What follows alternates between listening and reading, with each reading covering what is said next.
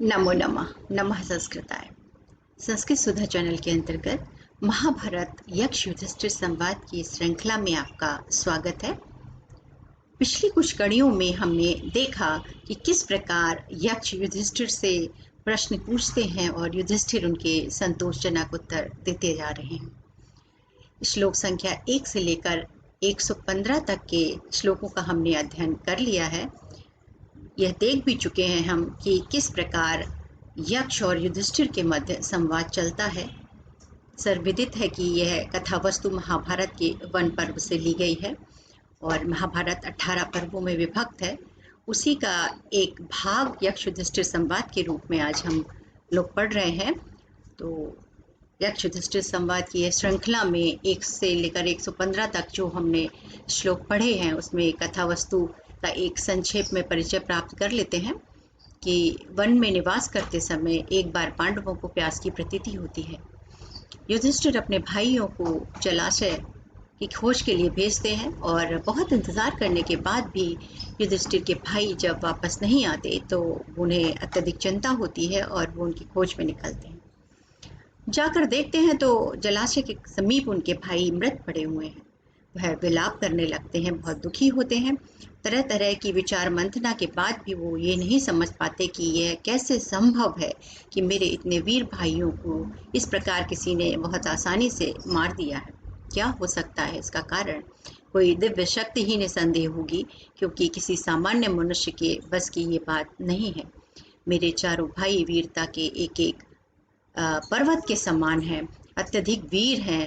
भीमसेन, अर्जुन, नकुल और सहदेव, इनको इस प्रकार आसानी से मार पाना तो संभव नहीं है। ऐसा क्या हुआ होगा? और ये सोचते सोचते वो बहुत सारे अंदाज भी लगाते हैं कि हो सकता है दुर्योधन ने कोई छल का काम किया हो, गंधा नरेश शकुनी का कोई ये षड्यंत्र हो सकता है या कोई दिव्य पुरुष हो सकता है। तो जब वो कुछ समझ नहीं पाते तो जल पीने का प्रयास करते हैं। तभी उन्हें आवाज़ सुनाई देती है कि ठहरो, इस जल पर मेरा अधिकार है और तुम मेरे अनुमति के बिना ये जल नहीं पी सकते। पूछते हैं युधिष्ठिर कि आप कौन हैं? तो वो कहते हैं मैं इस जल में रहने वाला एक बगुला हूँ और मैंने ही तुम्हारे भाइयों को मारा है। युधिष्ठिर अत्यधिक आश्चर्यचकित हो जाते हैं और उन्हें इस बात पर विश्वास नहीं होता कि कोई जलचर मेरे भाइयों को मार सकता है। कहते हैं आप अपना वास्तविक परिचय दीजिए। तब यक्ष कहते हैं कि हाँ, मैं एक यक्ष हूँ और तुम्हारे भाई चूंकि ज़बरदस्ती जल पीना चाहते थे इसलिए मैंने उन्हें मार दिया। अगर तुम भी यही करोगे तो तुम्हारी भी यही गति होगी। युधिष्ठिर कहते हैं कि नहीं, मैं आपकी आज्ञा का उल्लंघन नहीं करूँगा। आप मुझसे प्रश्न पूछिए, मैं उसका यथासंभव उत्तर दूंगा।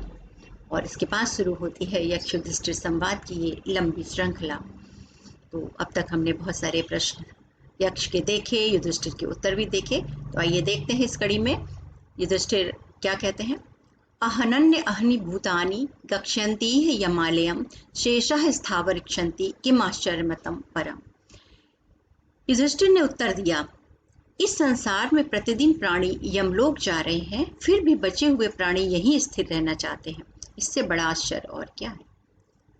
आपको बता दें कि इससे पूर्व की श्रृंखला में यक्ष ने युधिष्ठिर से पूछा था कि दुनिया का सबसे बड़ा आश्चर्य क्या है। तो उसी का उत्तर देते हुए यक्ष कहते हैं, यक्ष से युधिष्ठिर कहते हैं कि सारे हम सामान्य जीवन में देखते हैं कि प्रतिदिन बहुत सारे लोग मरते हैं और इसके बाद भी जो बचे हुए लोग हैं वह अपनी मृत्यु को निश्चित न जानकर वो यहीं पृथ्वी पर जीना चाहते हैं और वो सोचते हैं कि उनकी मृत्यु शायद नहीं होगी। तो इससे बड़ा दुनिया में और कोई आश्चर्य नहीं है। अर्थात जन्म लिए हुए की मृत्यु निश्चित है, यह जानते हुए भी व्यक्ति सदैव जीने की जो कामना करता है, यही सर्वाधिक आश्चर्य का विषय है। अहनन्य अहनि भूतानि गच्छन्ति यमालयम, यहाँ पर रात दिन जो संसार में ये प्राणी हैं, गच्छन्ति यमालय, यमलोक को जा रहे हैं। शेषा स्थावर छन्ति किम आश्चर्यम परम, और जो यहाँ पर शेष है, जो अभी बचे हुए हैं, वो यहाँ पर स्थित रह करके सदैव जीने की कामना कर रहे हैं। किम आश्चर्यम परम, इससे बड़ा आश्चर्य और क्या हो सकता है। यानी निश्चित मृत्यु के लिए भी एक ना एक दिन जिससे आना है, आज नहीं, कल नहीं, परसों या कभी भी, तो उसके विषय में भी अगर व्यक्ति सदैव जीने की कामना करे तो ये अत्यधिक आश्चर्य का विषय। तर्को अप्रतिष्ठितो श्रुतियो विभिन्न नैको ऋषस्य मतं प्रमाणम धर्मस्य तत्वं निहित गुहायां महाजनो येन गथा सपंथा। इससे पूरे यक्ष ने यह भी पूछा था कि जैसे ये पूछा आश्चर्य क्या है, वैसे ही ये भी पूछा था कि पंथ किसे कहते हैं, मार्ग कौन सा है सच्चा। तो मार्ग क्या है, इसका उत्तर देते हुए युधिष्ठिर कहते हैं कि तर्को अप्रतिष्ठित, तर्क जो तर्क है, विभिन्न तर्क होते हैं, वो अप्रतिष्ठित है, स्थितिहीन है, अर्थात उनकी प्रतिष्ठा नहीं है। श्रुतियों विभिन्न, श्रुतियां भी भिन्न भिन्न प्रकार की हैं। न एको ऋषिस्य मतम प्रमाणम, अब ऋषिगण भी एक नहीं है, विभिन्न है उनके, इसलिए जिनका मत प्रमाणिक हो एक है, वही जो कह रहे हैं वो मानने जाए। अलग अलग ऋषिगण हैं, अपने अपने मत के अनुसार वो अलग अलग बात और विचार कहते हैं, तो वो भी भिन्न भिन्न प्रकार की है। धर्मस्य तत्वम निहितम गुहायाम, और धर्म का रहस्य गुफा में छिपा हुआ, अर्थात अत्यधिक गूढ़ है, उसको समझ पाना आसानी से संभव नहीं है। महाजनो येन गतः सपंथा, इसीलिए कहा गया है कि महान जन, महापुरुष जिस मार्ग पर चलते हैं वही सच्चा मार्ग है। यानी कि हम किस मार्ग पर चलें, कौन सा सच्चा मार्ग है। कहते हैं कि बहुत सारे विभिन्न तर्क सुनने में आते हैं, लेकिन तर्क तो स्थितिहीन है, कभी कुछ वो उनका कभी अंत नहीं होता। श्रुतियाँ भी भिन्न भिन्न प्रकार की हैं, उसमें भी अलग अलग बातें दी हुई हैं। ऋषियों के मत भी प्रमाणिक, एक किसी का प्रमाणिक नहीं माना जा सकता। और धर्म का जो रहस्य है वो इतना गूढ़ है कि उसको समझ पाना असंभव नहीं है, आसानी से संभव नहीं है। इसलिए सामान्य मनुष्यों के लिए तो वही मार्ग है जिस पर महान जन जाते हैं, हम भी उनके पीछे पीछे अनुगमन कर ले, इसे वही सच्चा मार्ग। अस्मिन् महामोह महे कटाहे सूर्याग्निनः रात्र दिव्यंधीन मास चतुर्दिव्यम परिघटनेन भूतानि कालम पचती वार्ता।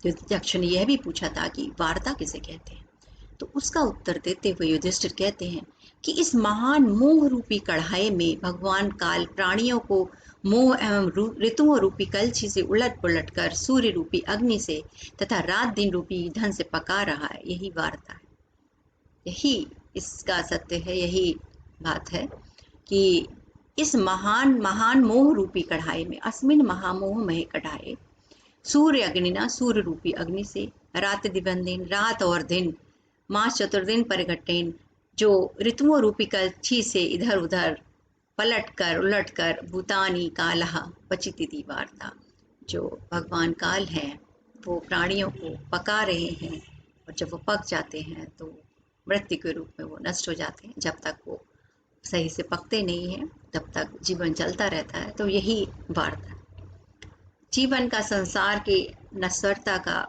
उदाहरण है। युधिष्ठिर जानते हैं कि संसार नश्वर है और एक ना एक दिन मृत्यु निश्चित है, तो जो कुछ भी है हो रहा है भगवान काल के द्वारा किया जा रहा है, व्यक्ति निमित्त मात्र। व्याख्यता ते त्वया प्रश्नः यथा तथ्य परंतपा पुरुषम तत्दानी व्याख्ये यक्ष सर्वधनी नरा। अब यक्ष कहते हैं कि हाँ, ये सारे प्रश्न तुमने उत्तर दे दिए हैं, तो हे परंतप युधिष्ठिर, तुमने मेरे प्रश्नों की ठीक ठीक व्याख्या कर दी है, अर्थात उत्तर दे दिया है। इस समय तुम पुरुष की व्याख्या करो और जो सर्वाधिक धनी है इसकी भी व्याख्या करो। यानी कि कुछ और प्रश्न अभी यक्ष की झोली में शेष रह गए हैं। वो युधिष्ठिर से पूछते हैं कि ये बताओ कि पुरुष क्या है और जो सर्वाधिक धनी है इसकी भी व्याख्या करो। व्याख्यता में त्वया प्रश्न यथा तथ्य परंतपा, हे परंतप युधिष्ठिर, तुमने त्वया मने तुम्हारे द्वारा मेरे प्रश्नों का यथा तथ्य अच्छे से मतलब जो जैसा है उसकी ठीक ठीक व्याख्या कर दी है, उत्तर दे दिया है। पुरुषम तुम इदानीम व्याख्ये यक्ष सर्वधनी नरा, और तुम इसकी भी व्याख्या करो कि पुरुष क्या है जो सर्वाधिक धनी है, और इसकी भी व्याख्या करो। अर्थात युधिष्ठिर के उत्तरों से संतुष्ट होकर यक्ष कहते हैं कि तुमने सभी प्रश्नों के समुचित उत्तर दे दिए हैं, अब तुम पुरुष और धनी कौन है यह भी स्पष्ट कर। देखिए युधिष्ठिर क्या कहते हैं, दिवम स्पर्शि भूमिम च शब्द पूर्णेन कर्मणा यावत् स शब्दो भवति तावत् पुरुषम उच्यते।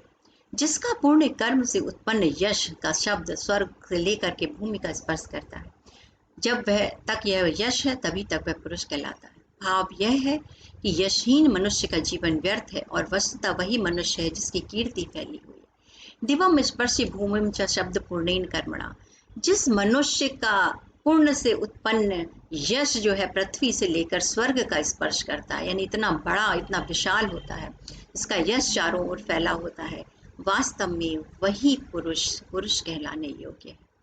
बाकी लोग तो एक सामान्य जिंदगी जी रहे होते हैं। तो किसे पुरुष कहते हैं कि पुण्य कर्म करने वाले को पुरुष कहते हैं, और जिसके पुण्य का कर्म, इसका यश से उत्पन्न यश इतना ज़्यादा प्रभावी हो जाए कि वो पृथ्वी से लेकर स्वर्ग तक का स्पर्श करने लगे, वस्तुतः वही पुरुष है। और जो पुण्य कर्म नहीं करते, जो यशहीन है, वास्तव में वो नाम के लिए ही पुरुष है।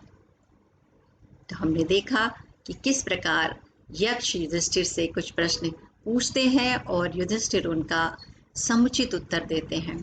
देखते रहेंगे आगे कि यक्ष की झोली में अभी कितने प्रश्न हैं और युधिष्ठिर उन पर खरे उतर पाते हैं नहीं। देखते रहिए यक्ष युधिष्ठिर संवाद की यह श्रृंखला। धन्यवाद।